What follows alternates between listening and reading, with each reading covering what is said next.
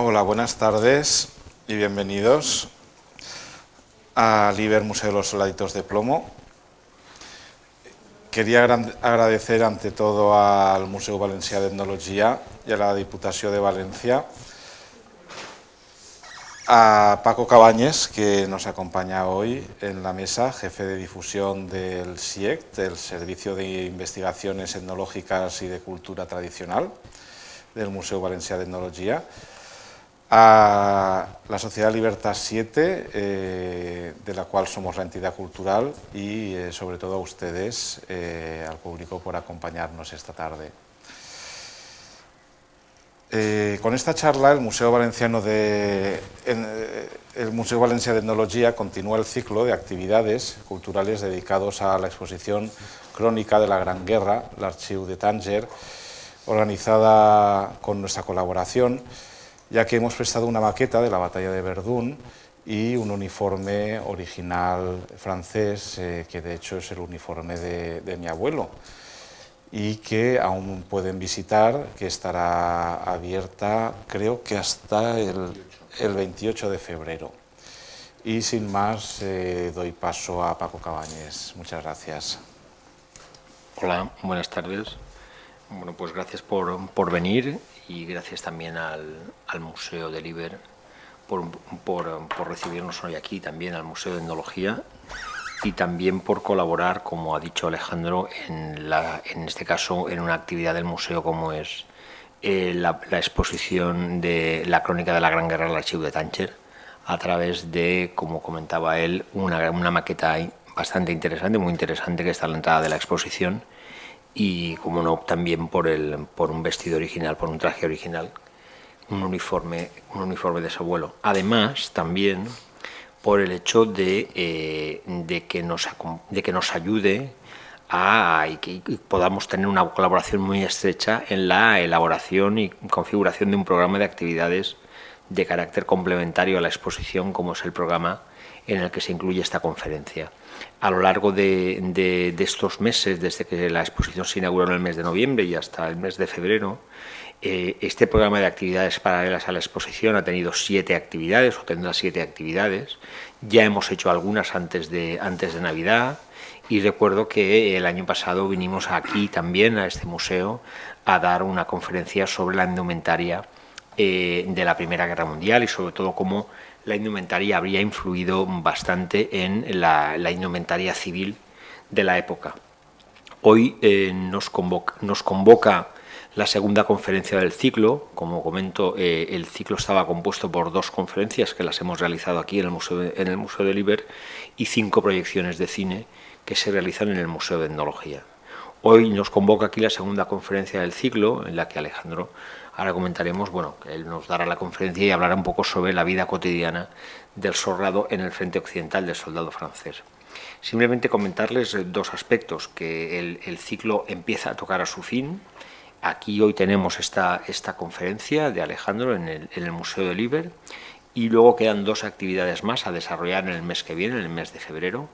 En concreto tendremos el jueves de la semana que viene una proyección de una película francesa que se llama Largo Domingo de Noviazgo, y al final del mes, eso será el próximo jueves, que es 4 de febrero, y a final del mes, el día 25, tendremos una película un poco menos conocida que se llama El destino de Nunik, una película de los hermanos Taviani sobre sobre el genocidio armenio a manos de los turcos cuando volvían del frente ruso.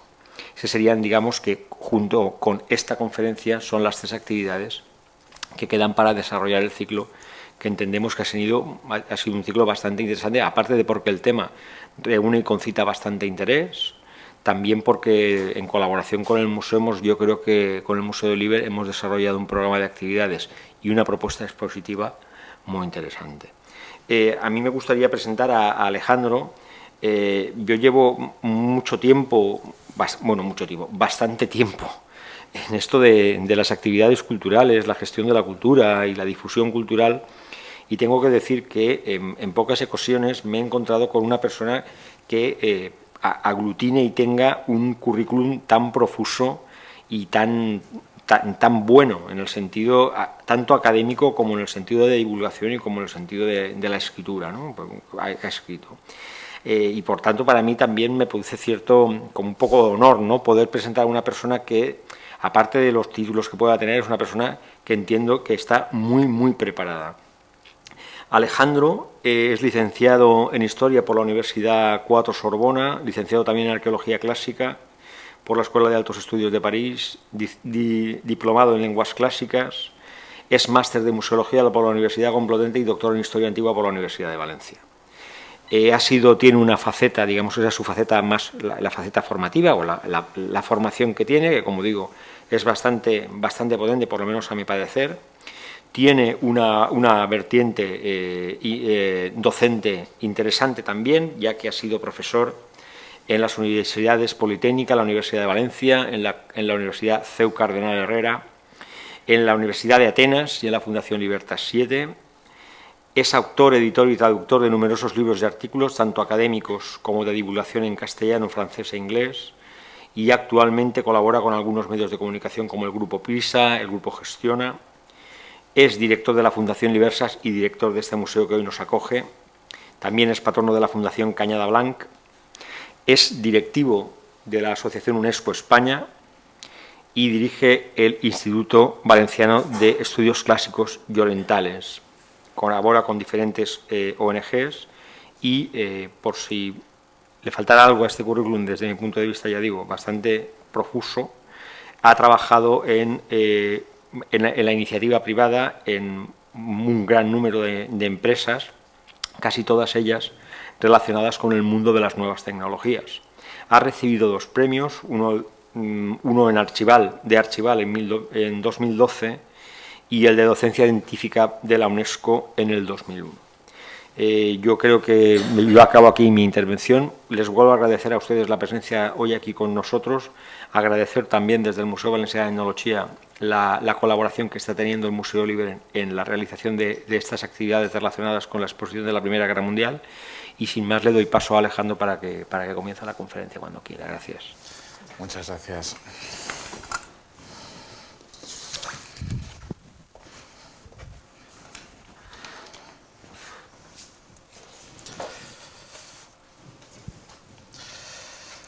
Somos naufragados de este océano de barro. Nos veo llevados por una azada blanda hacia donde nada se mantiene recto y bailan las cruces de madera. Este es el texto de una carta encontrada sobre un soldado francés anónimo en Verdún. Durante toda guerra la situación de los soldados no es envidiable. Saben que su destino es luchar y cuando es necesario morir. Entre combates, la suerte de las tropas siempre ha sido desigual, dependiendo de la época y de los comandantes. El siglo XX trajo consigo la guerra total, en la que participaba la gran mayoría de la población activa masculina, y en la que los combatientes modernizaron sus armamentos en detrimento de la supervivencia de las personas. Pero fue durante la Primera Guerra Mundial cuando esta situación llegó a su punto culminante, en particular en el frente occidental. La situación se convirtió en un conflicto de desgaste donde las tácticas de infantería a menudo continuaban siendo anticuadas, aunque las armas habían aumentado su poder para hacer estragos de manera exponencial. Ante esta situación, resulta interesante estudiar cuál fue la vida cotidiana en este nuevo contexto. En esta conferencia trataré de demostrar los diversos aspectos de esta vida, fijándome en particular en el soldado francés como ejemplo, el llamado coloquialmente poilu, aunque su vida no difería en gran medida de la de los hombres de otras nacionalidades que lucharon en el mismo lugar. No trataré de la vida de los militares franceses en frentes coloniales ni en otros frentes europeos, pues estos sí fueron bastante diferentes y podrían ser objeto de otra charla. Al tratar de estos soldados franceses, aspiraré a determinar cuántos fueron, su alimentación, sus problemas de salud física y mental, a qué se dedicaban en tiempos de paz y en qué distraían en su tiempo libre. Luego,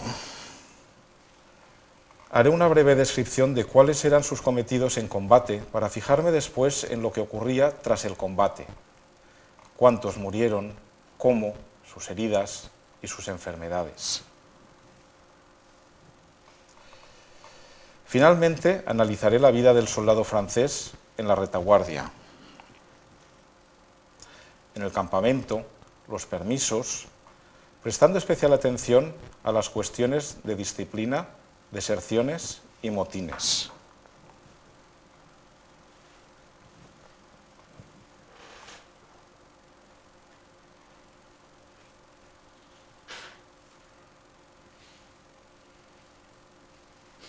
Estas son diversas vistas de los poilus, de los soldados franceses. Alguna como esta humorística.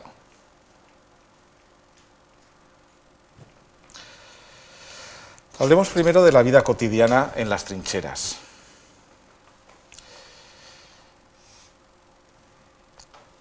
Más de 8 millones de hombres fueron movilizados en Francia durante la Primera Guerra Mundial. Pertenecieron a los reemplazos de 1887 a 1919.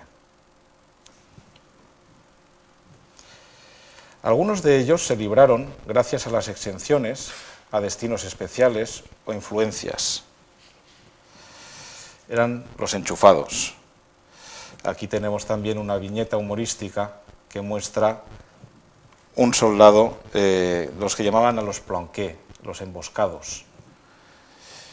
En este caso se puede leer esperando al tren de los que tenían un permiso y dice, diga usted, no se saluda, soy oficial de administración. Y bueno, y el otro está respondiendo en provenzal y lo que dice es, no se preocupe, usted tiene mejor sitio, más o menos. Eran los típicos que encontraban un puesto en retaguardia mucho más práctico y sobre todo menos peligroso. Otros, más mayores o más jóvenes, se alistaron como voluntarios o mintieron sobre su edad. Estos fueron los menos. De estos, 195.000 fueron oficiales o alcanzaron este grado de los movilizados, o alcanzaron este grado durante la guerra. 7.740.000 constituyeron la tropa o los servicios auxiliares, según las estadísticas oficiales, y 475.000 eran las tropas coloniales. Esto corresponde al 40,6% de la población masculina del país, si excluimos a las tropas coloniales y la población de sus tierras de origen. Jamás ningún país en ningún conflicto, desde que se llevan registros, había demostrado tal grado de movilización de su población. La mayoría de los jóvenes franceses fueron movilizados, también aquellos en edad madura progresivamente a lo largo de la guerra. Así, podemos decir que el ejército francés fue una imagen fiel de la sociedad francesa de su época.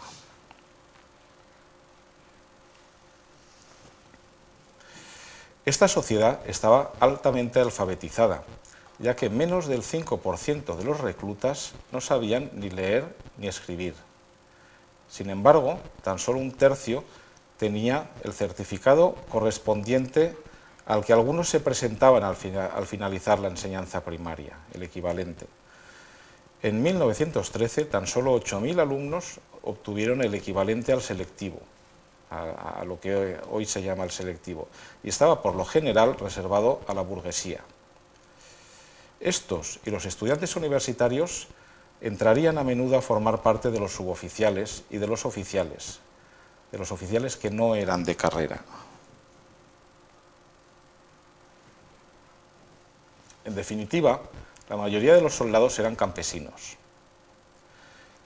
Algunos eran habitantes urbanos,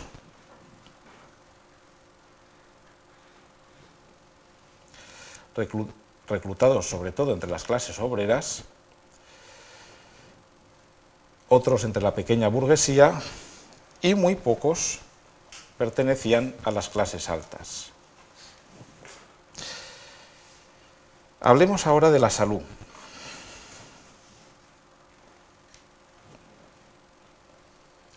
y primero de la salud física de los soldados.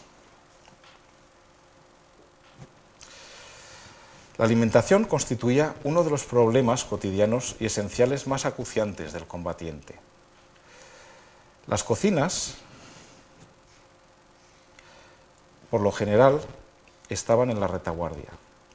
Se designaba un soldado de cada compañía para las tareas de abastecimiento. Algunas diapositivas, como esta en particular, provienen del archivo de Tánger, el que está expuesto precisamente en la exposición que se puede ver ahora en el Museo de Etnología. Los hombres partían de las trincheras con bidones hasta las cocinas regimentales, la retaguardia, a menudo jugándose la vida, y retornaban para entregarlas en primera línea. La comida al llegar, evidentemente, estaba fría. Los combatientes en las trincheras acababan a menudo desnutridos.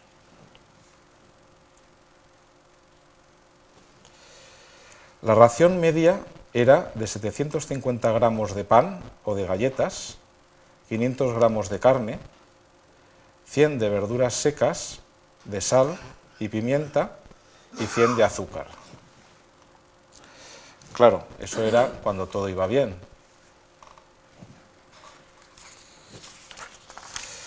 El rancho, de costumbre, se acompañaba de vino y las raciones solían ser importantes. En invierno, si podían, lo calentaban y lo especiaban.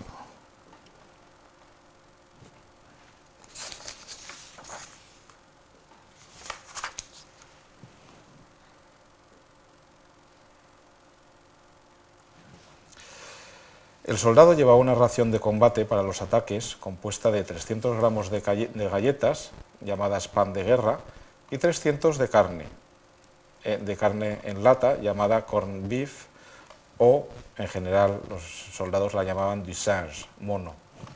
Aquí tenemos un poco el vocabulario de los poilus, el vocabulario de trinchera. También la llamaban barbac, como pueden ver aquí.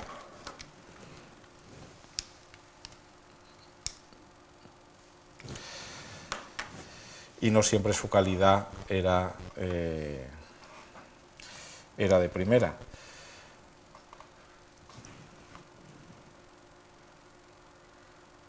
El soldado llevaba una cantimplora de 1 a 2 litros de agua que purificaba con pastillas o hirviéndola. Sin embargo, durante los combates intensos, el agua llegaba a faltar y la sed era mortificante. Llegaban a beber agua en mal estado y eso provocaba disentería y otras enfermedades intestinales, uno de los peores enemigos del soldado. Estas enfermedades causaban enormes bajas. Durante las batallas, la falta de agua y alimentos afectaba tanto el estado anímico como la salud de los soldados y eran determinantes en su capacidad de combate. En las cartas de los soldados a sus familiares, lo que más solicitaban solían ser alimentos y ropa de abrigo. Esto demuestra cuáles eran sus necesidades más apremiantes, que podían solucionar sus seres queridos.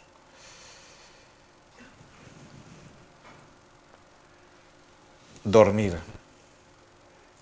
A menudo, el poilu no deseaba otra cosa que poder descansar en cualquier lugar. Los soldados dormían en casamatas, normalmente protegidas bajo importantes masas de tierra. Su atmósfera era húmeda e insana.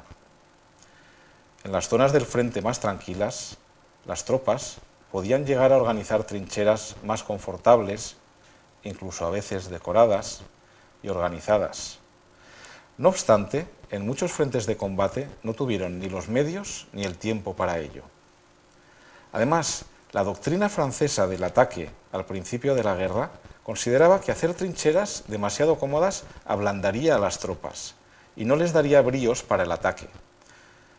Una trinchera debía ser un lugar provisional y el objetivo era tomarla del enemigo. De hecho, el objetivo de muchos franceses a veces era tomarla de los alemanes porque estaba mucho mejor hecha y era mucho más cómoda y estaban más calentitos. Por ello los hombres dormían en jergones o colchones finos. Pero era difícil o imposible dormir cuando tronaban los obuses y el fragor de la batalla y el miedo a la muerte se apoderaba de la tropa.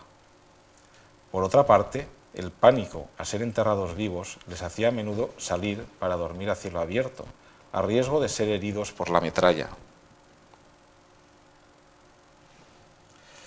Además, los olores de orina y excrementos, sudores y gangrenas solían ser insoportables.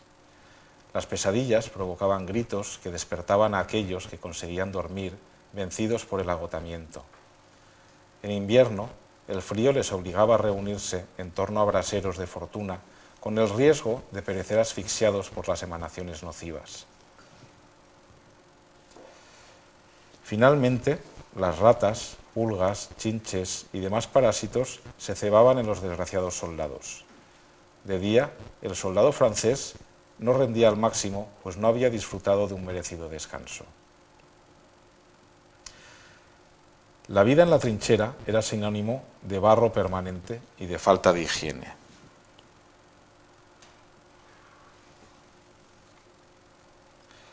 Los pies siempre en el agua, pero irónicamente disponían de escasa agua limpia para lavarse y menos para afeitarse. Poilus significa peludos. Los soldados no iban a malgastar agua en afeitarse. Las duchas estaban en retaguardia. Se podía ir por turnos cuando no había combates. Aquí tiene mucha gracia porque pone establecimiento termal del Poilus. Duchas, masajes, pedicura y manicura. Las mujeres son masajeadas gratis.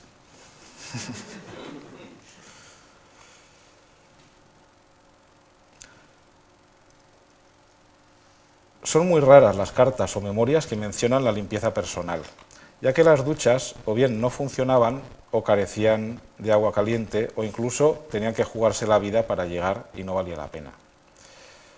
Lo mismo para las letrinas, lo que significaba que acababan haciendo sus necesidades en las mismas trincheras, con lo que ello implicaba de hedores, peligro de enfermedades, etc. El frío fue otro gran enemigo del soldado en el frente occidental. Bueno, aquí tenemos a uno afeitándose, bueno, al que afeitan.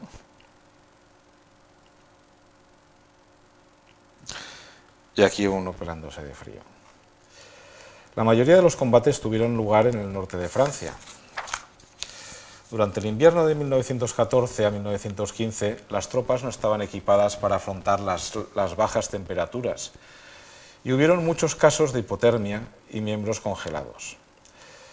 En la gran mayoría de las cartas de los soldados a sus hogares, sobre todo en esta etapa inicial de la guerra, estos solicitan ropa de abrigo, calcetines, camisetas interiores, calzones, mantas, etc. Progresivamente los uniformes mejoraron, las trincheras y sus refugios también, pero siguieron habiendo muchas bajas provocadas por las bajas temperaturas. Hablemos ahora de la salud mental. Por supuesto, los horrores de la guerra, como retrató en el mundo del cómic magistralmente Jacques Tardy,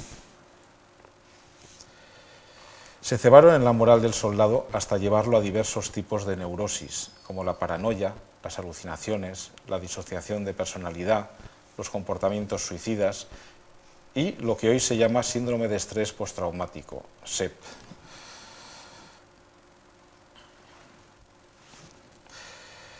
El doctor Boisvenel, utilizando los trabajos de Oppenheim de finales del siglo XIX, fue uno de los llamados neurólogos del frente,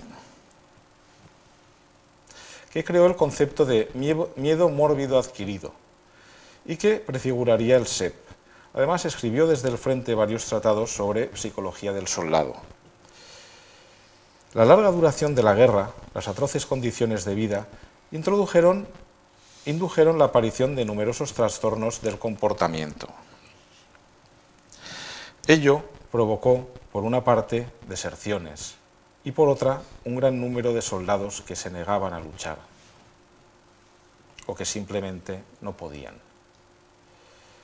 Ya en 1915, estos eran llevados ante comités donde alienistas, se llamaban así, y neurólogos debían evaluar su condición de simuladores o de enfermos mentales.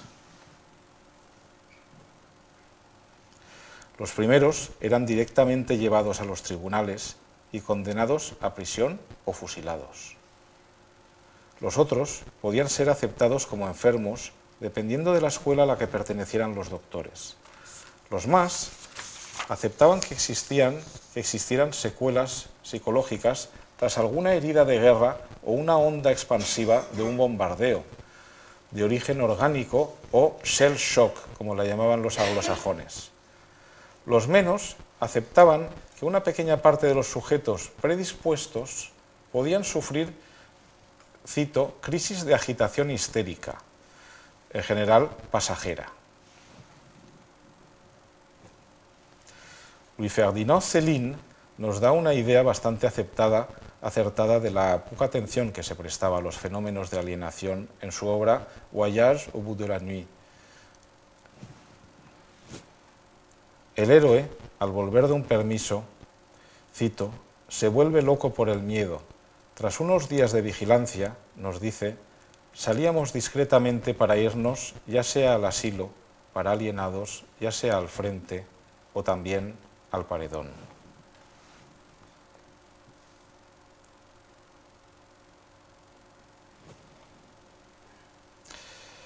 Hablemos ahora del alcoholismo. Los franceses ya bebían grandes cantidades de vino antes de la guerra. Por ello no debe sorprender que el soldado siguiese haciéndolo.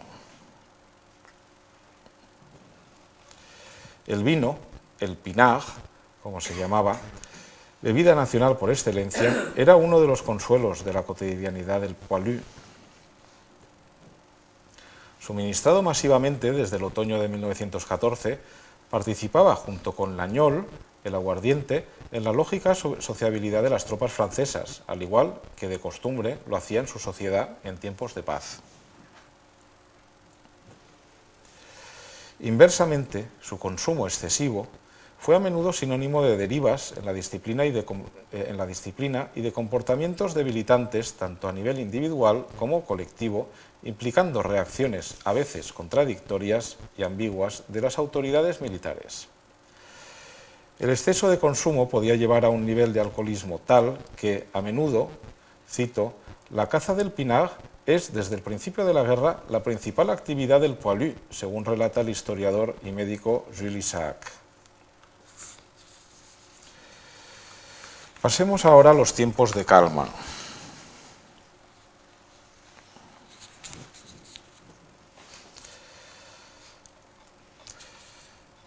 El soldado francés, cuando no había combates, debía realizar constantes labores.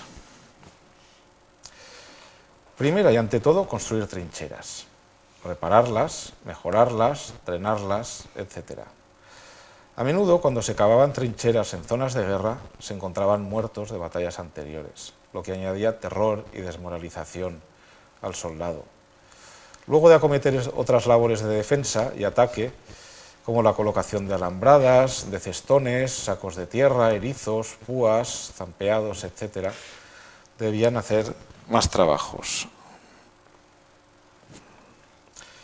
Por otra parte, cada hombre debía asegurar el mantenimiento de sus propias armas y de su equipo para las inspecciones regulares, es decir, ordenar su bagdá, como se llamaba, limpiar sus armas, etc. Además, se los enviaba a recoger cadáveres, a socorrer a heridos o a hacer misiones de reconocimiento.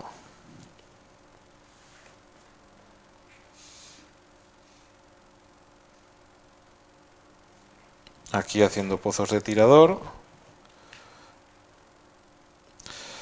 Y aquí cargando en un tren una cocina de campaña.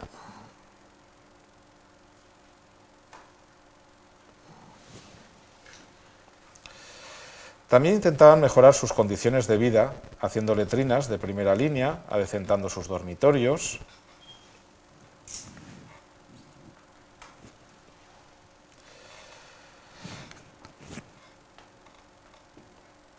Cazando ratas.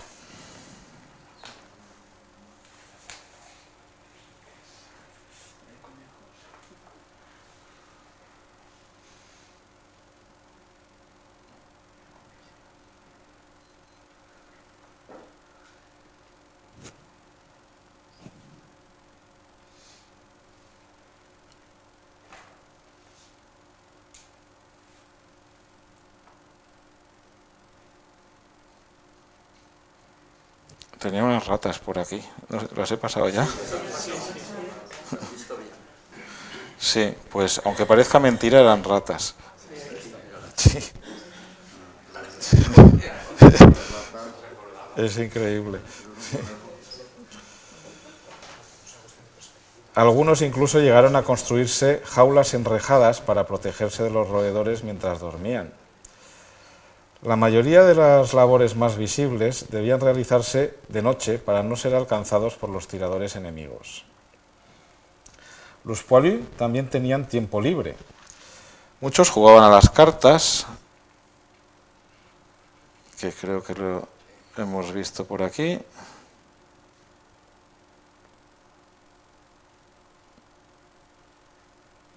Sí. Otros cuando tenían algo con que beber, pues se emborrachaban, escribían cartas o leían y releían las recibidas, y algunos leían libros. A menudo leían periódicos. Aquí vemos periódico oficial, Viva la Guerra. A los gritos de Viva la Guerra, el Parlamento italiano da plenos poderes al gobierno. Pero claro, gozaban de muy poca estima entre los soldados, porque eran pura propaganda oficial, y muy pronto la tropa, como no era ingenua, la tropa creó sus propias cabeceras, sus propios periódicos. Nacieron lo que se llama los periódicos de trinchera.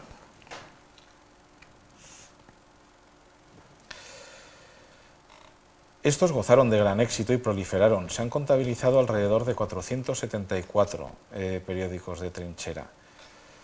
Le Poilu, l'Echo de Marmite o Le Crapullo son algunos de ellos. Se suele decir que Le Canard enchaîné es un periódico de trinchera, un periódico que sigue existiendo hoy, pero no es así. Es el heredero de un periódico de trinchera. Pero no hay ninguno que sobreviva. También la artesanía tuvo un lugar importante como ocio de los soldados y se realizaban todo tipo de objeto. Trabajo del metal de los obuses, mecheros y materiales para fumadores, objetos litúrgicos, souvenirs, juguetes, anillos, objetos de uso cotidiano, etc. Instrumentos de música. Sin embargo, una de las aficiones que más apreciaban los soldados era la de visitar prostitutas, como no. Desde los orígenes de la guerra, estas dos profesiones han sido siempre indisociables. La Primera Guerra Mundial no fue diferente. No faltaba trabajo y las prostitutas iban hasta el mismo frente bajo la amenaza continua de los bombardeos, para hacer su ya de por sí arriesgada y dura labor. Los soldados, alejados de sus familias en el infierno de la guerra y con el temor de morir en cualquier momento, no solían dudar en gastar una parte de su paga en esta actividad que rápidamente se extendió por todos los frentes. Con la prostitución llegaban los proxenetas y también las enfermedades venéreas. Muy pronto, el ejército tomó cartas en el asunto. No había aún ningún tratamiento para la sífilis ni para el chancro blando. Así, se decidió que para ejercer las prostitutas debían pasar un control médico cada cierto tiempo y estar inscritas en la prefectura del ayuntamiento. Pese a estos esfuerzos, las enfermedades seguían propagándose, ya que las que resultaban infectadas no tenían más remedio que seguir trabajando clandestinamente para poder subsistir, o, si no, eran obligadas a ello. Según los médicos militares, aproximadamente del 20 al 30% de los soldados cogieron la sífilis durante la guerra. Finalmente, durante el último semestre de 1918, el Estado Mayor francés, preocupado por el alcance de las enfermedades, organizó los BMC, Bordel Militaire de Campagne, es decir, burdeles militares de campaña.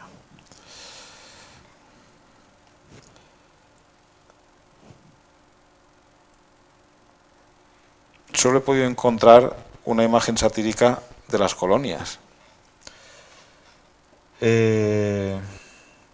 El ejército encontraba locales, los acondicionaba y los subcontrataba a proxenetas, los vigilaba y sobre todo examinaba las condiciones sanitarias de las prostitutas.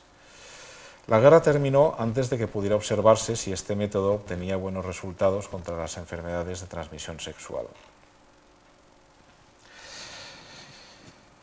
La guerra también produjo un efecto curioso, la mezcla de poblaciones. Un teniente escribió durante la guerra: pero en lo que eché de menos el cuadragésimo fue en cuanto al personal. Caigo aquí en medio de la anarquía y de la suciedad. Todos los tipos son gascones o del Languedoc, y debo reconocerlo, desde el punto de vista militar no valen los del Marne o el Mosa. El grupo del cuadragésimo era un modelo de disciplina y buena voluntad. Aquí cambia. Al principio de la guerra, los regimientos eran territoriales y la mayoría de los soldados y oficiales provenían todos de las mismas zonas.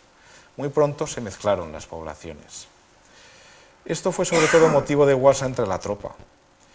Se burlaban de las diferencias de acentos, de las diferencias de costumbres, de hábitos alimenticios, lo que pasaba antes en la mili aquí, lo mismo. Sin embargo, estas diferencias también fueron una fuente de fricción y a veces de tragedia. La Francia centralista nunca aceptó a sus minorías nacionales. Sus diversos idiomas siguen hoy denominándose despectivamente patois, en vez de idiomas: el catalán, el bretón, el corso, el picard, etc. Por ello, los particularismos eran a menudo poco aceptados. Hubieron corsos que fueron fusilados porque no entendían las órdenes en francés y por lo tanto no las acataban. En el frente de batalla esto podía ser muy grave. Por otra parte, a menudo la tropa no aceptaba a un nuevo oficial, máxime cuando provenía de una región diferente y por lo tanto no era de los suyos. Ello era causa de indisciplina, al menos al principio, como hemos podido ver en el testimonio del teniente citado. Todos los soldados tuvieron una educación unificada por el Ministerio de Educación. Sin embargo, la mayoría no habían salido jamás de los alrededores de sus pueblos o ciudades. La unificación social, cultural y nacional no se realizó fácilmente ni plenamente. Además, los traslados de unidad eran habituales debido a las tremendas bajas y las fusiones de unidades también eran muy habituales. Por lo general, los franceses del norte y los del sur no se llevaban bien, aún ocurre. Los del sur tenían mala reputación, se les imputaban a menudo las derrotas y sirvieron como cabezas de turco para explicar los errores del alto mando. Esto dificultó aún más la convivencia en las trincheras, ya de por sí difícil, e incrementó el sentimiento de aislamiento que sufrían muchos soldados.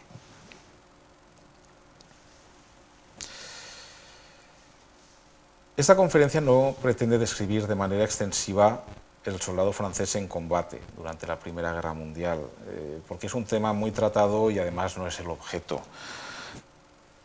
No obstante, sí que resulta necesario hacer una breve mención de cómo funcionaba a nivel ofensivo y defensivo para comprender mejor cuál era la vida cotidiana de la tropa. El soldado francés de principios de la guerra llevaba un uniforme muy llamativo: pantalón rojo y guerrera azul marino. Como antaño, bajo Napoleón III, se reunía en formaciones con las banderas ondeando al viento, con banda de música regimental, y se le ordenaba cargar. Pero ahora era contra ametralladoras, cañones y fusiles. Las bajas fueron estremecedoras. Muy pronto se cambió de filosofía, cambió la filosofía del alto mando, pero solo hasta cierto punto. Se cambió el uniforme por el bleu horizon, una especie de azul grisáceo, que con algunas lavadas y el barro pronto se camuflaba.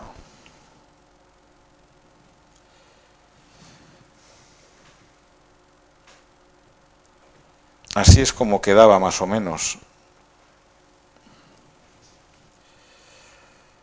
La artillería La guerra de movimiento devino rápidamente en guerra estática, en guerra de trinchera, en guerra de desgaste. La artillería reinó en los campos de batalla.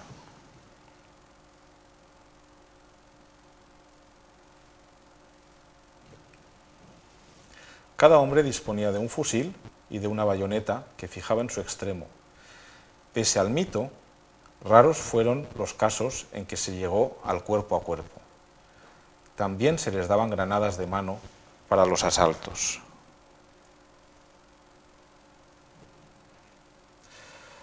A partir del momento en que los frentes se hicieron estáticos, los ataques tradicionales empezaban con una preparación artillera, a veces de varios días. Llegaron a haber durante la batalla de Verdún preparaciones artilleras de 30 días. Soportar 30 días de artillería es lo que convertía a personas en enfermos mentales, como hemos visto antes. La artillería se convirtió en la reina del campo de batalla. De hecho, durante esta guerra la artillería fue la causante principal de las muertes y de las heridas. Se considera que del 70% de muertos y heridos. Luego los hombres salían en masa de sus trincheras y corrían a cuerpo descubierto hacia las líneas enemigas, cortando las alambradas que quedaban intactas.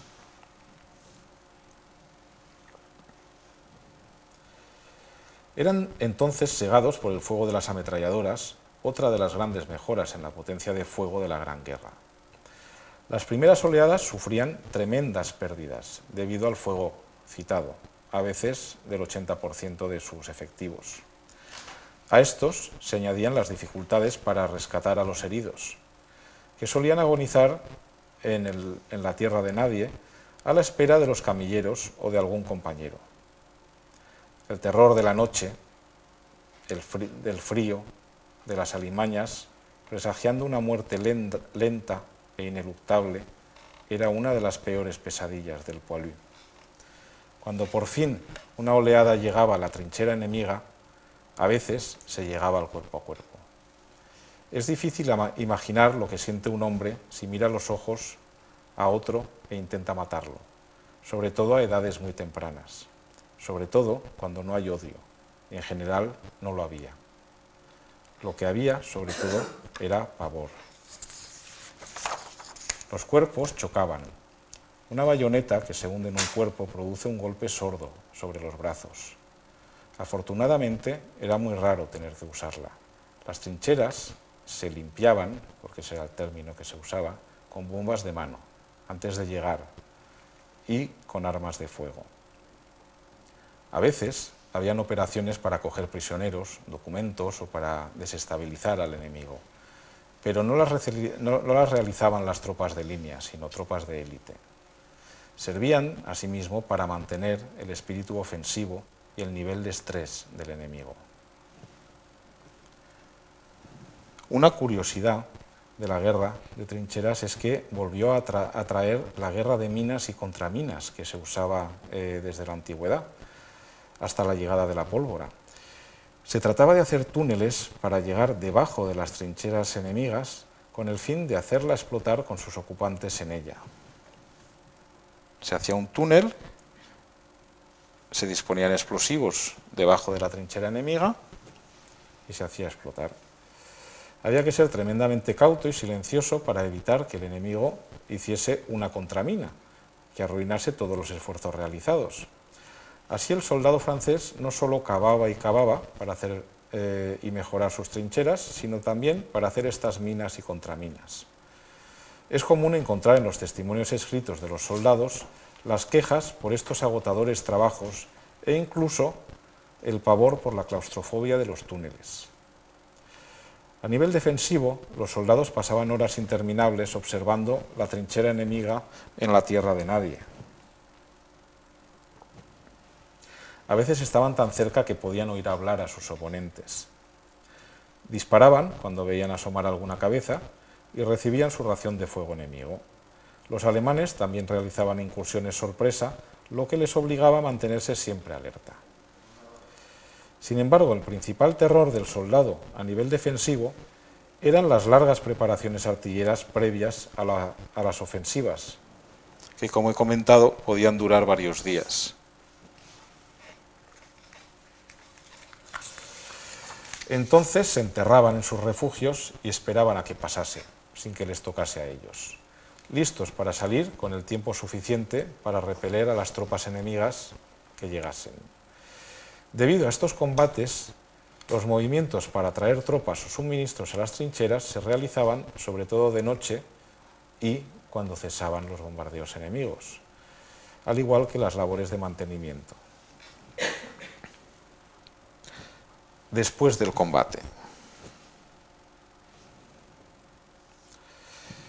Hablemos primero de las bajas.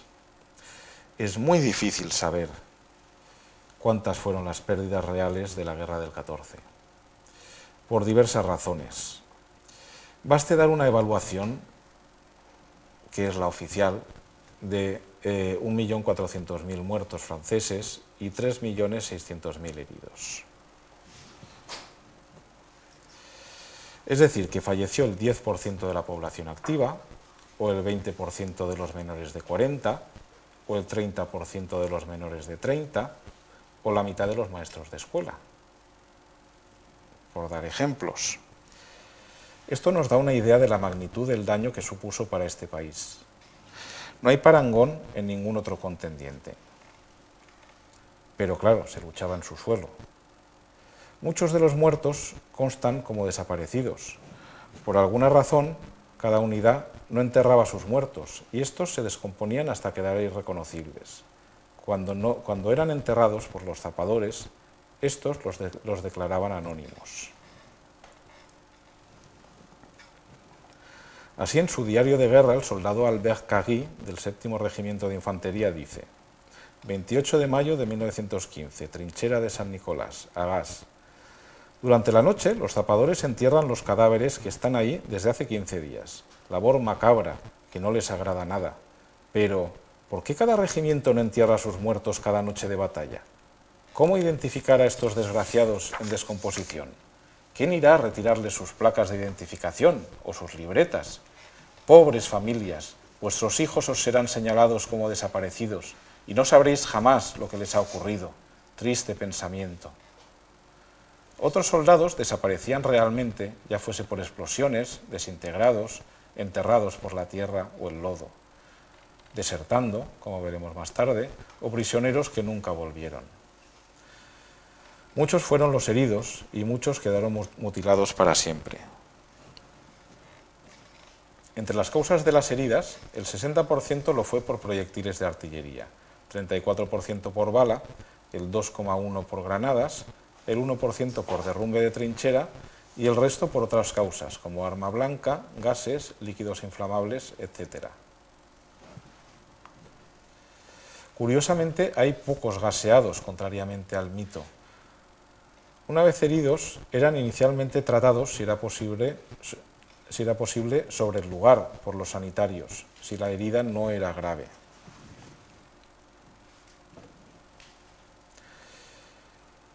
Si era más grave, eran evacuados a los hospitales de las zonas militarizadas. Luego, si se habían salvado, se les llevaba a hospitales del interior para restablecerse del todo.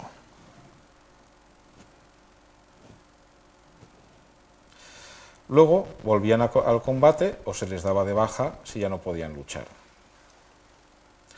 Hubieron 1.600.000 hombres declarados inútiles durante la guerra, aunque estas cifras también son controvertidas. Finalmente tenemos las enfermedades. Murieron alrededor de 150.000 soldados por enfermedad no imputable directamente al combate. Miembros congelados, enfermedades bronquiales, la llamada fiebre de las trincheras, que probablemente englobaba diversos tipos de infecciones. El llamado pie de trinchera, que podía llegar a provocar una gangrena.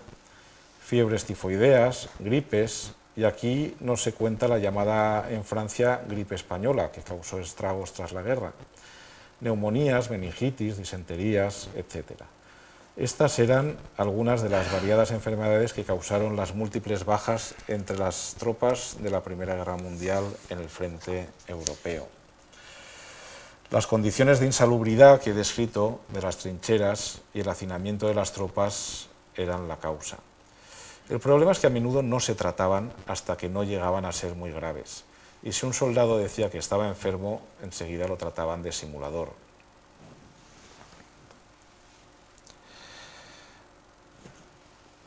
Y ahora trataré la vida en la retaguardia. Las unidades que habían combatido demasiado tiempo eran relevadas cuando era posible. En particular, durante la batalla de Verdún hubo una rotación tal que casi todo el ejército francés del teatro europeo llegó a luchar en ella. Cuando se les mandaba descansar, iban a campamentos de retaguardia, a cuarteles como este.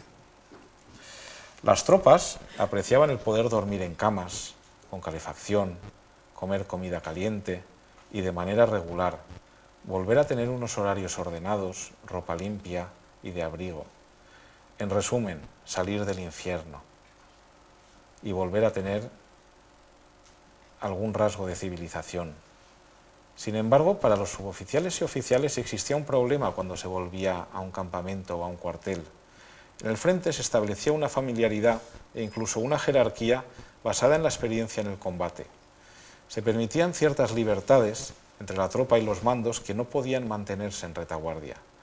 Del mismo modo, muchos usos laxos en la disciplina general tenían que suprimirse ante mandos superiores. Ello a menudo provocaba el descontento de los sufridos veteranos, que tras el hastío del combate no estaban dispuestos a volver a la rigidez de unas normas que consideraban ya caducas. Así, en numerosas cartas y memorias oímos hablar de gestos de contrariedad, peleas con bayonetas, robos en los almacenes, consejos de guerra, etc. Por lo demás, para no mantener a la tropa ociosa, se hacían numerosos ejercicios y marchas. También se lee en las cartas que habían muchos matrimonios frutos de los pases de noche y de los permisos, y sobre todo de la urgencia por vivir, cuando se había visto tanta muerte. Al principio de la guerra no habían permisos. Todos la imaginaban corta. Para Navidad a casa, decían. Hasta la primavera de 1915 no los hubieron, salvo para algún privilegiado. Pero la guerra duraba y la lejanía de los seres queridos pesaba. Así, en 1915, Joffre, el general en jefe, cedió y permitió 8 días al año. Pero el sistema funcionaba muy mal. Y en 1916 tan solo el 9% de las tropas habían disfrutado de su permiso, algunos varias veces. Incluso la prensa, censurada, clamaba contra ello. ¿Cómo iba a luchar Francia contra la disminución de la natalidad? No es que pensasen en los soldados, pensaban en la reproducción. Por ello se aumentaron los permisos a una semana 3 veces al año. Sin embargo, de nuevo la distribución permaneció aleatoria. Y durante la batalla de Verdún y la ofensiva de Nivelle no hubieron permisos de retaguardia. Todas estas disfunciones no fueron ajenas a los motines de 1917. El soldado francés se consideraba como un soldado ciudadano y su permiso era un derecho cívico. Es lo que comprendió el general Pétain, llamado a solucionar la crisis. Humanizó en cierta medida las condiciones de los permisos de los soldados, aumentando a 10 días 3 veces al año su tiempo de libertad y dotando de una eficacia real al sistema de rotación. Esto fue esencial para devolver algo de moral a las tropas y para que aguantasen hasta el final de la guerra. En general, la mayoría de los poilus aguantaron todas las condiciones relatadas y las tremendas bajas. Como hemos comentado, eran sobre todo campesinos, acostumbrados en aquella época a la intemperie y a las condiciones de vida difíciles. La escuela pública les había adoctrinado para amar a su patria y para sacrificarse por ella. En general, al principio de la guerra, deseaban defender el honor de Francia, su suelo, y recuperar Alsacia y Lorena, que habían perdido en la guerra del 70. No obstante, toda guerra tiene su cupo de motines, desobediencias y deserciones, y esta no podía ser menos. Al contrario, sus duras condiciones y el estatuto de soldado ciudadano del poilu francés lo predisponían a ser más díscolo que los demás, en principio. Por otra parte, varios factores lo mantuvieron durante más de 3 años en un nivel de disciplina admirable para un ejército en combate. Por una parte, el hecho de que estaba prácticamente aislado en una zona militarizada, sus cartas eran censuradas, la prensa también, la mayoría, como hemos visto, no gozó de permisos, con lo que lo desconocía todo de la retaguardia. Por otra, los duros combates iniciales, la sensación de necesidad absoluta de su sacrificio para salvar sus hogares. Todo ello contribuyó a que las tropas aguantasen estoicamente la inhumanidad del conflicto. Mas la guerra duró demasiado. Los muertos, heridos y tullidos fueron demasiados. Los Planqué, los emboscados, que vivían cómodamente en la retaguardia, con buenas condiciones de vida y sin jugarse la existencia, eran muchos.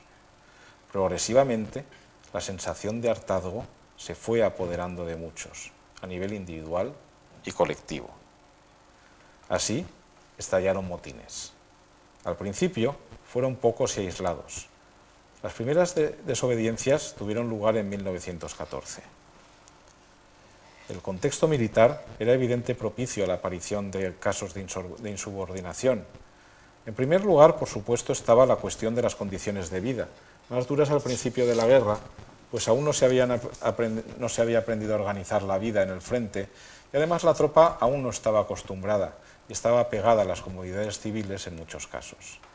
Pero sobre todo estos movimientos de rebelión tuvieron que ver, en segundo lugar, con los tremendos fracasos militares debidos a los errores en el mando al principio de la guerra, su desmedida ignorancia sobre las nuevas condiciones de la guerra moderna y sus armamentos, su falta de adaptabilidad, la escasez de municiones en algunos casos, la desorganización y el desprecio por la pérdida masiva de vidas humanas. No obstante, tras la victoria de la batalla del Marne, fueron muy numerosos los generales y oficiales relevados del mando y se cambiaron radicalmente los métodos de combate. No es que no se siguiesen mandando a miles de hombres a morir absurdamente en el frente, pero el ritmo decreció, los sistemas cambiaron y la mayoría de los inútiles que habían ascendido en tiempos de paz, sin conocimientos del campo de batalla, ya no estaban. Pero en mayo de 1917, fue cuando se extendieron los motines de manera muy preocupante. Fueron el resultado de la falta de éxito de las ofensivas llevadas a cabo por el general Nivelle durante la batalla del Chemin des Dames.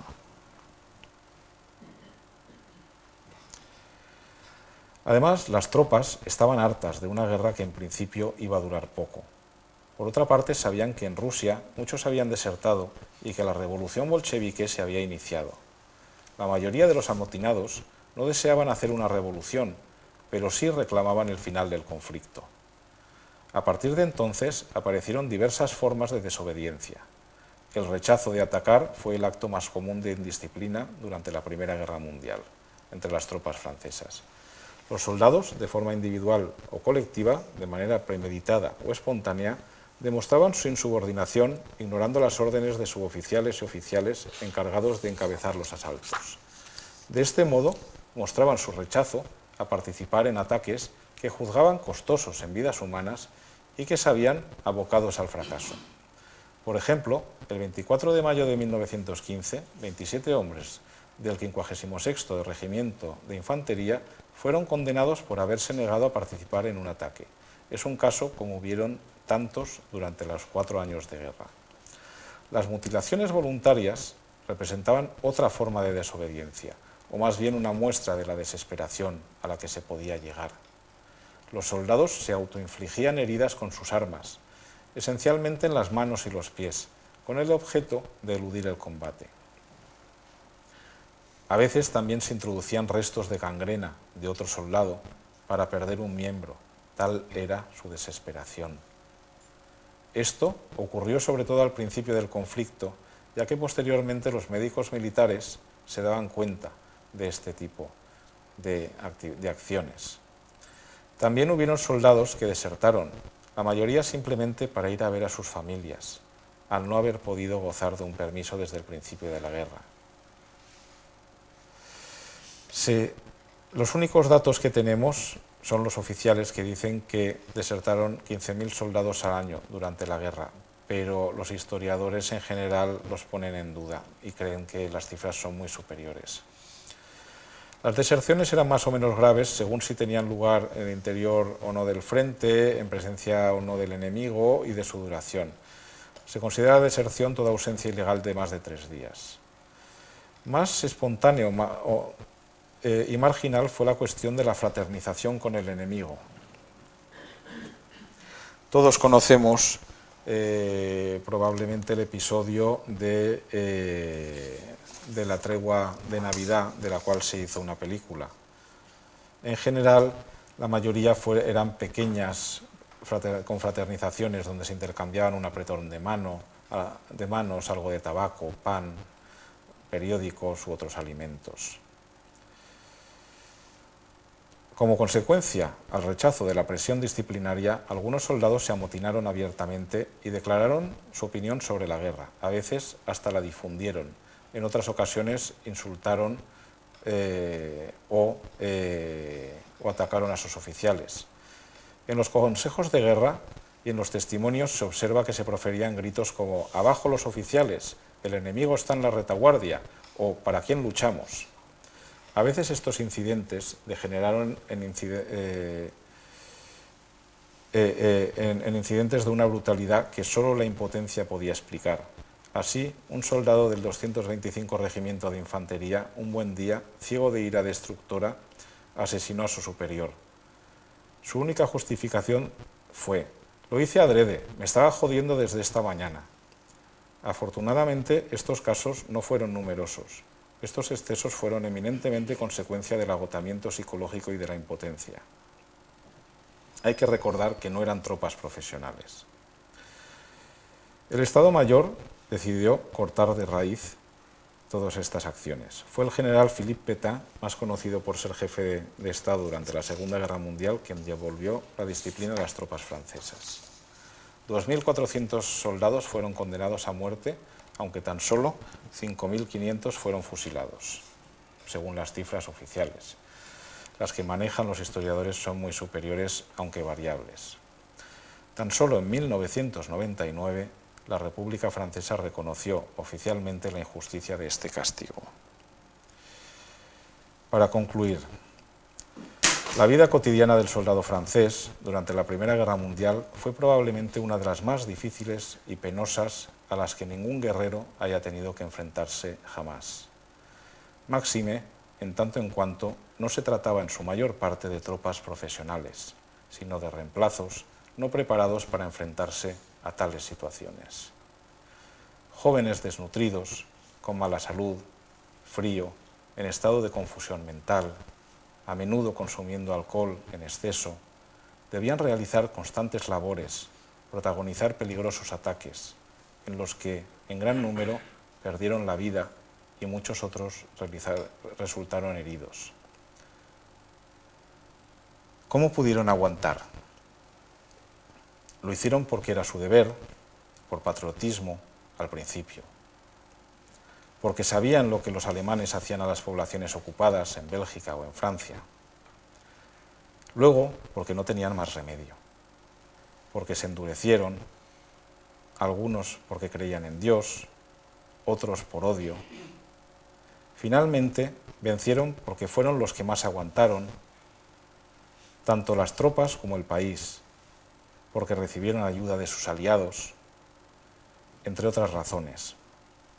Al final del conflicto, la principal consecuencia son cifras difíciles de calcular.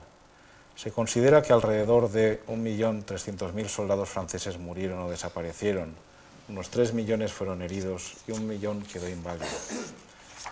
A nivel psicológico no existen cifras sobre la cantidad de hombres del frente cuyas mentes quedaron devastadas de por vida. Y no hablamos de los sufrimientos de los civiles, pues no es el propósito de esta charla. Los supervivientes se sintieron a menudo como eso, supervivientes. Supervivientes de una inmensa catástrofe que había asolado a la humanidad. Y rogaron, ingenuamente clamaron, para que esta guerra fuera la dernière des dernières, la última de las últimas. Muchas gracias.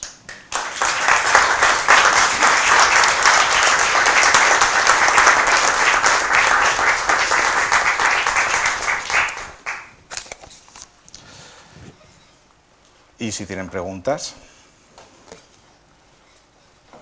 Sí, yo quisiera preguntarle. Soy José Manuel Gironés y asiduo de sus conferencias. Quisiera preguntarle un detalle. ¿Cuál es la película? Porque yo tengo la película de Kirk Douglas que dirige Senderos de Gloria.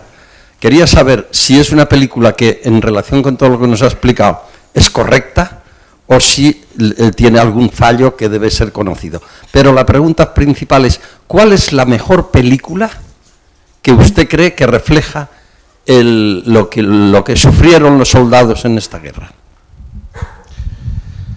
Bueno, en primer lugar, yo creo que es una película que es bastante correcta y que refleja, de hecho, creo que es una de las películas que estaba en el ciclo, sí, la primera del ciclo de actividades del Museo de Etnología. Y sí, ahí se refleja muy bien la cuestión de la indisciplina y la cuestión de la injusticia que había en el ejército francés, porque cuando en un momento dado un oficial comete un error devastador, porque decide disparar contra sus propias tropas y para que no vuelvan a una trinchera, lo cual pues bueno, me parece como absolutamente ridículo. Pero claro, normalmente el Estado Mayor siempre tiene que apoyar a su oficial, o considera que debe apoyar a su oficial, aunque lo que esté haciendo es una aberración. ¿Y su favorita del tema? A ver, favorita. No es que me guste, pero sí que para reflejar, digamos, la vida cotidiana en la trinchera, refleja la vida cotidiana del soldado francés. Bueno, en este caso del soldado inglés. La refleja muy bien. La refleja muy bien porque es durísima y es muy desagradable. Porque es que, como viene relatado, era muy desagradable. Y en ese sentido sí, lo refleja muy bien. Comandante Conan es una película que... Capitán Conan, perdón,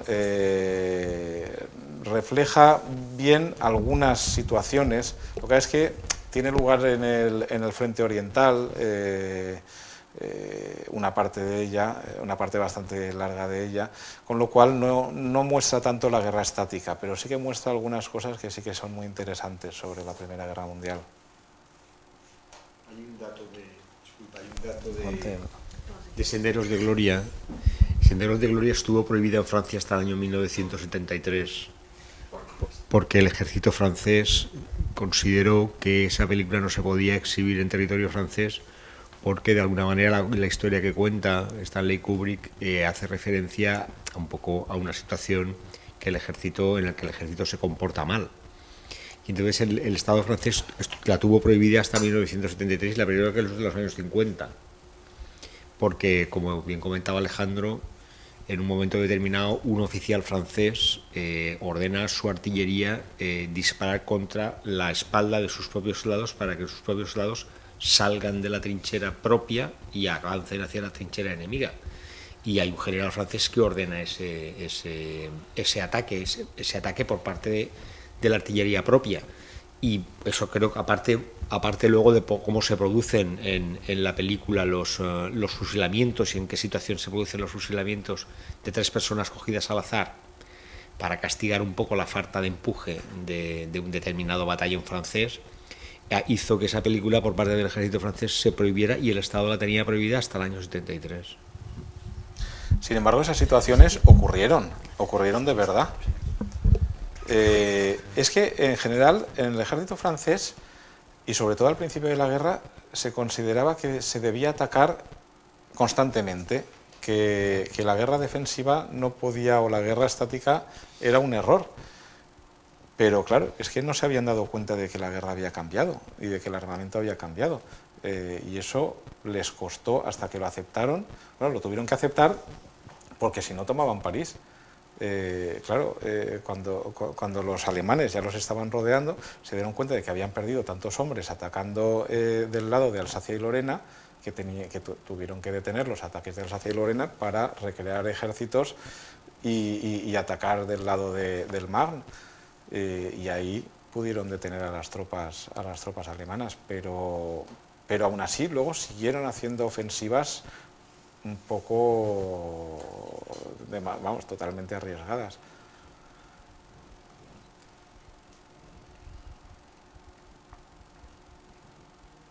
¿Sí?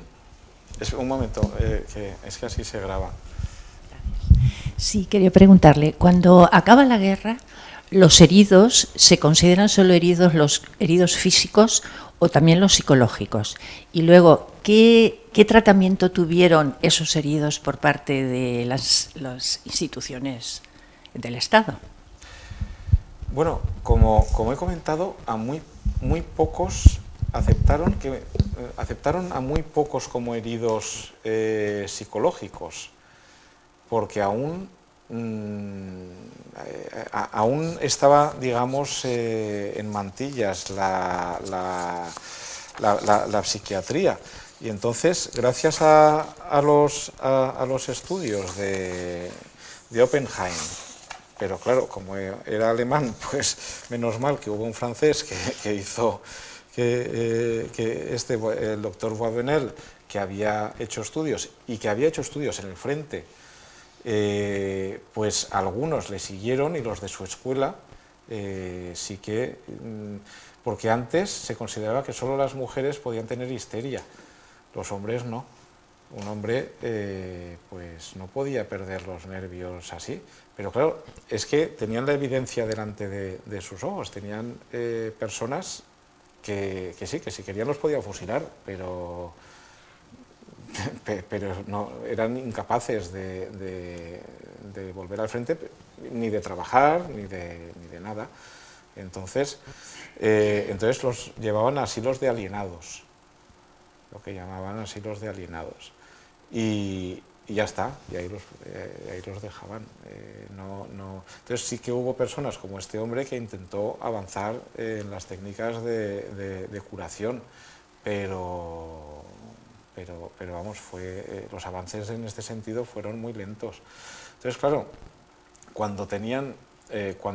si tenían,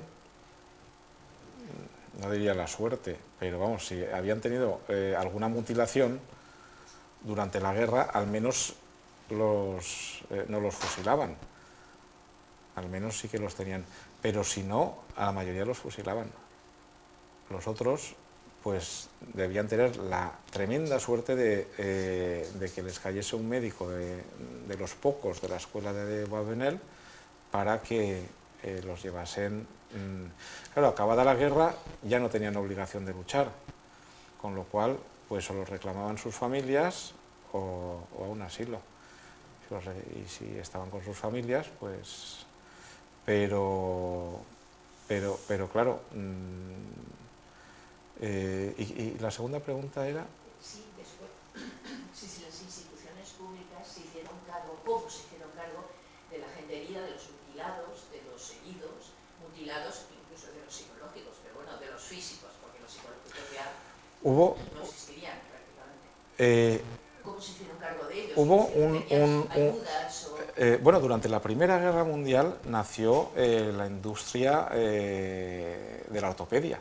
Es decir, bueno, ya existía la ortopedia antes, pero a un nivel muy... Pero aquí es donde hubo de verdad un nacimiento de la ortopedia como industria. Lo que no sé es si lo pagó el Estado o no. Pero sí que, pero sí que la ortopedia, bueno, es decir, empezaron a haber miembros ortopédicos.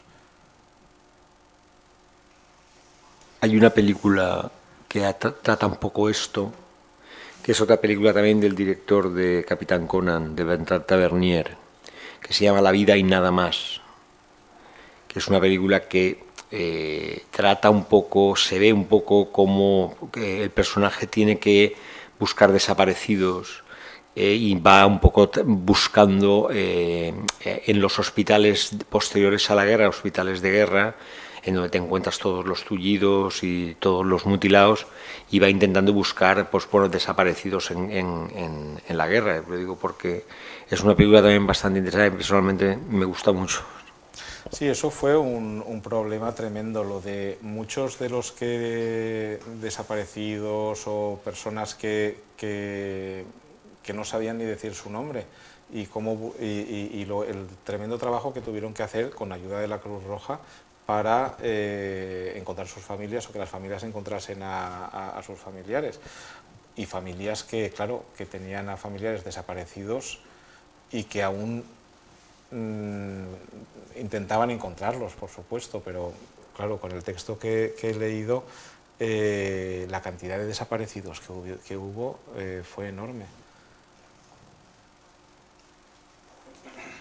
Aparte de que mandaron a muchas tropas, acabada la guerra, aún mandaron a muchas tropas a luchar en Rusia, sin su permiso. Es decir, vamos, directamente, por ejemplo, a mi tío abuelo lo mandaron también a Finlandia primero y luego a Rusia. Y entonces había familias a las que no se les informó, a unas sí y a otras no. Entonces, claro, luego les volvía después de no sé cuánto tiempo a luchar con los rusos blancos contra los rusos rojos. Y claro, de repente les aparecía después de no sé cuántos años un familiar y bueno, pues claro, se alegraban lógicamente, pero o otras no lo sé, pero eso fue, es decir, que los que desde el 14 se habían tirado luchando y acabaron hasta el 21. Sí. Bueno, vi una película que me resultó muy interesante que se llamaba El pabellón de los oficiales, que era precisamente sobre la parte del tratamiento médico que hubo durante la Primera Guerra Mundial. Por un lado, el tema de cómo experimentaban con trasplantes, cuando era una cosa que estaba, vamos, más que en mantillas, por un lado, y por otro lado, cómo asumían cada uno de los distintos, vamos, pacientes la situación en la que estaban. Porque claro, en principio, claro, eran... Bueno, el pabellón de oficiales eran todos oficiales, se habían herido, había un piloto que había sido un dandy antes de la guerra, claro, estaba todo quemado. Entonces, ¿cómo asumía, digamos, su vida a partir de ese momento en esa situación? Y el tío sigue siendo un dandy, por cierto, el personaje, pero claro, había otros que lo tomaban completamente en plan, uno que se suicida, otro que, sin embargo, intenta agarrarse a un clavo ardiendo para pensar que tiene salida, y luego cuando salen a la calle, cómo digamos, la reacción de los otros ante ellos, porque muchos de ellos están deformados completamente.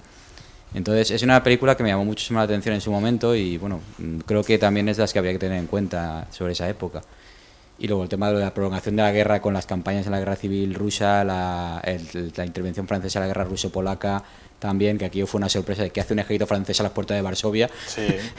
Es una cosa que sorprende, pero bueno, también había incluso un ejército alemán que se encontró, que estaba en las repúblicas bálticas, que acabó la Primera Guerra Mundial, no lo repatriaron, tampoco tenía patria donde volver casi, y acabó como parte de un ejército blanco hasta que al final alguien les pagó el pasaje para volver a Alemania, que eso debía ser la leche, bueno, una barbaridad, vamos, porque claro, encima de haber sido derrotados encontrarse en esa situación, que eso muy, muy fuerte, vamos. Sí, los pilotos, claro, los pilotos tenían un nivel de mortalidad enorme. Normalmente la mayoría de los pilotos daban para una salida, no volvían de la primera, pero la gran mayoría era superior al 50% de la primera salida. Entonces, claro, cuando conseguían sobrevivir a la primera ya tenían una tasa de supervivencia ya bastante más alta. Primero porque no tenían mucho entrenamiento antes de la primera y luego porque es que era muy peligrosa la aviación en esa época, estaba también, era muy... bueno, los aviones eran muy inseguros y luego porque los que ya tenían mucha experiencia en aviación, pues claro, cogían a un pardillo recién que acababa de coger su avión y no tenía... Por eso había ases de la aviación que tenían tantas victorias en su haber. Y luego había muchas heridas en aviación, porque claro, es que tenían los aviones, eran de tela, era muy fácil atravesar con una ametralladora y tenían los motores justo delante, con la gasolina justo delante, entonces, y abatirlos resultaba muy fácil.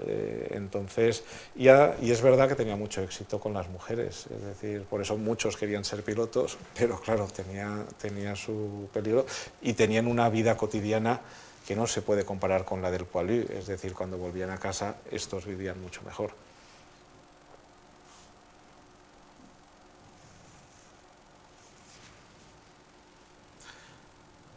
Pues si no hay más preguntas, voy a anunciar las próximas actividades. Bueno, como ha comentado Paco, el próximo evento en el Museo de Etnología es el 4 de febrero, que es la proyección de Largo Domingo de Noviazgo. A las 7:30. A las 7:30. Y aquí, el 3 de febrero, la semana que viene, tenemos la conferencia dentro del ciclo de la Ruta de la Seda, la conferencia de Jacinto Antón, periodista del País, Colin Zubron, el último explorador de la Ruta de la Seda. Luego, el 10 de febrero, impartiré una conferencia, El nacimiento de una nación, sobre los orígenes de los Estados Unidos y la Revolución Norteamericana. Y luego, el 24 de febrero, está la conferencia Tras las huellas de Remo y Rómulo, la leyenda de la fundación de Roma y sus vestigios en la ciudad actual, de Isabel Barceló. Y el 26 de febrero presentaremos el libro de Javier González, la novela histórica El viaje de los cuerpos celestes. Les recordamos que somos una fundación sin ánimo de lucro. Si quieren hacerse amigos, aquí tienen la información y una hoja para rellenar. Es muy barato y la mitad se lo devuelve Hacienda. Y tenemos una urna a la salida, cualquier cantidad, por pequeña que sea, pues nos ayuda a hacer actividades como esta. Muchas gracias y buenas noches.